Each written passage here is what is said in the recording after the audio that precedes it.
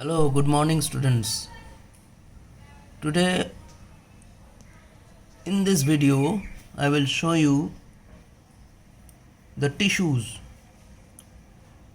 Now, you have to know the definition of a tissue. What is a tissue? A tissue is a group of cells. Listen very carefully. A tissue is a group of cells that perform a particular function. Okay? When many cells come together, they perform a specific function. They are known as tissues.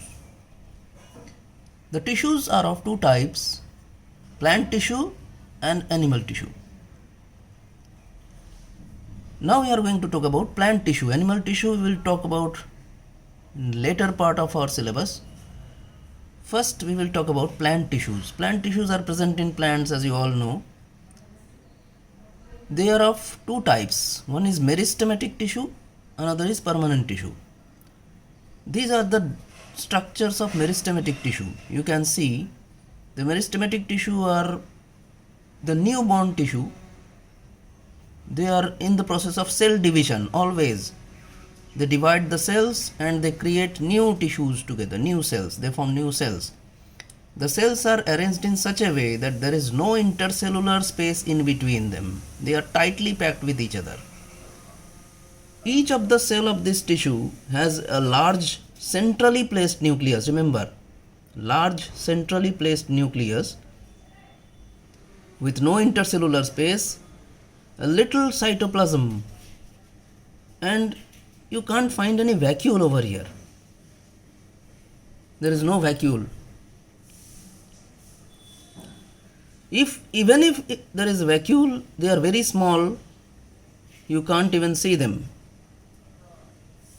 Meristematic tissue can be of three types. One is apical meristem, which are found at the tips of the stem and the roots, which are responsible for their growth in length.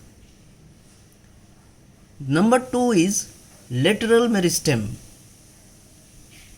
This kind of meristem lies along the sides of stem and roots, and they are required for increase in diameter, means increase in secondary growth. The third one is intercalary meristem. Intercalary meristem. They are found at the base of the leaf and at the base of the internodes of the stem.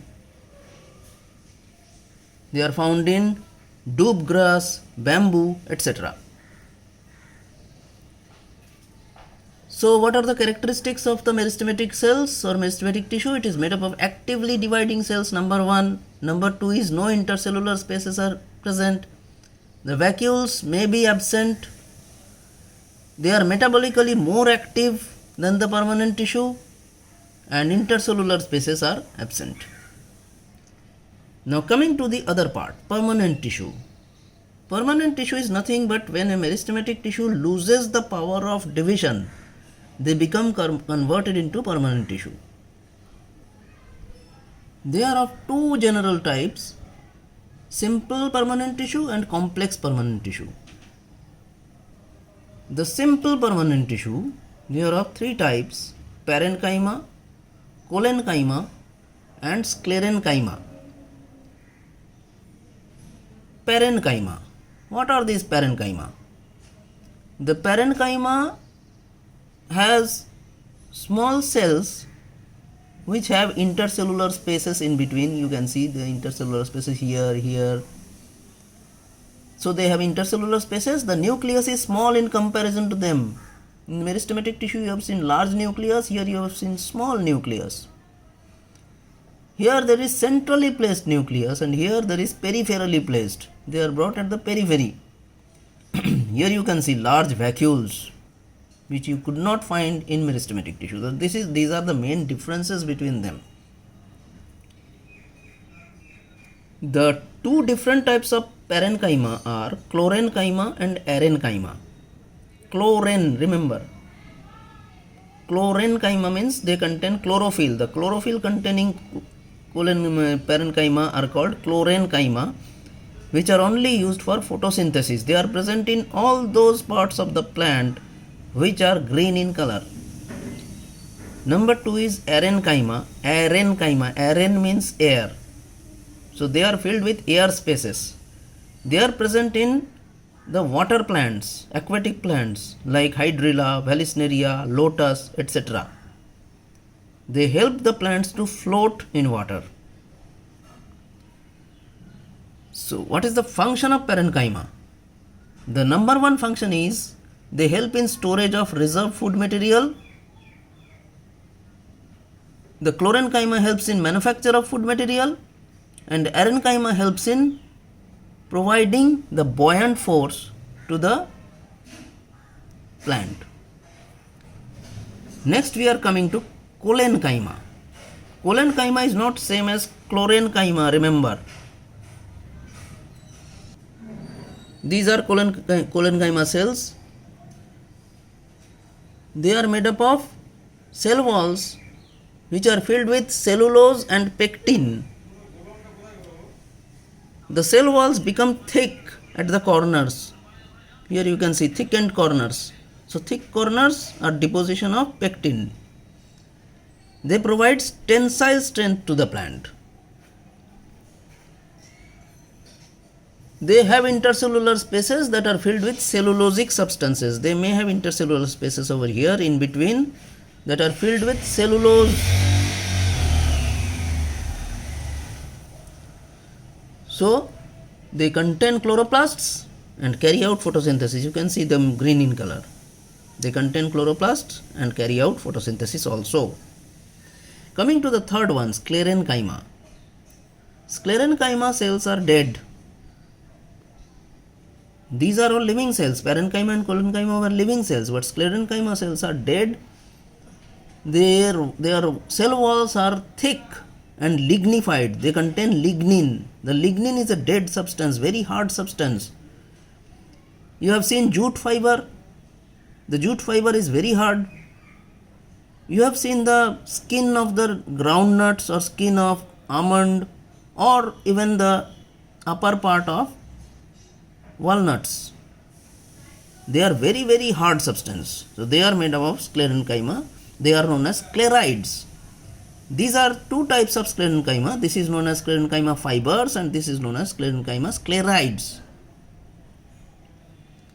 You can see the lumen and the thick cell wall. They have very thick cell wall. Here also you can see thick cell wall. Here also you can see thick cell wall. They don't have any protoplasm, no living matter. Protoplasm means living matter. So these cells do not contain any living matter in them. What are their functions? The cells are dead, so they don't have any photosynthetic functions. They provide tensile strength and they provide mechanical strength to the inner parts. They keep the inner parts safe, free from any kind of mechanical damage. These are irregular in shape. These cells, they are irregular in shape.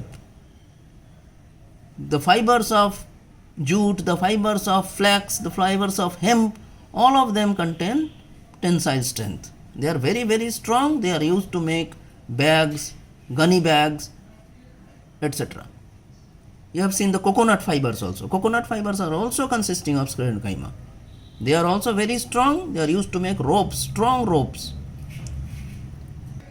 Now coming to complex permanent tissue. Complex permanent tissue are of two types. One is xylem, another one is phloem. Xylem and phloem. The xylem cells are known as wood. Have you seen the wood of the plant? The wood of the plant is made up of xylem. All the wood, the furniture wood, the door wood, everything that is concerned with wood is concerned with xylem. They contain four elements. One is trachea, one is vessel, then parenchyma and wood fibers.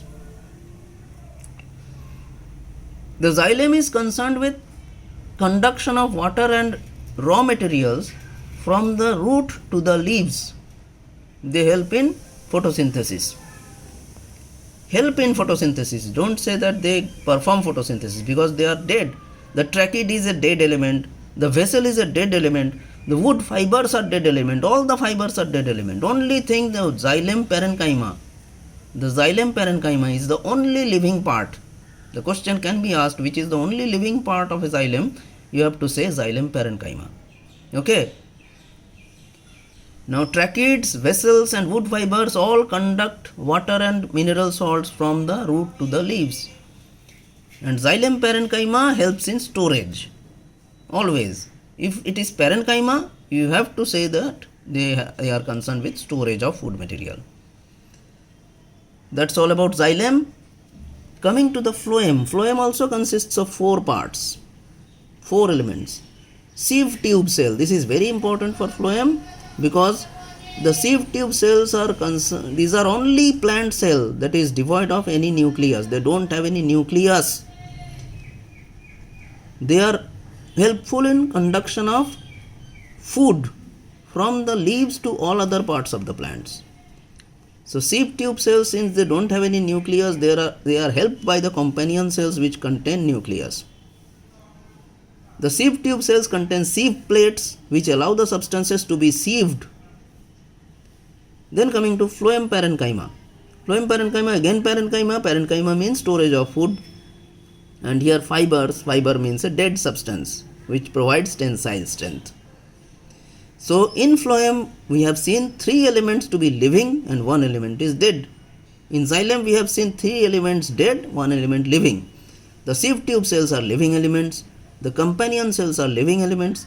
And the phloem parenchyma is also a living element, but bast fibers or phloem fibers are always dead. They provide tensile strength.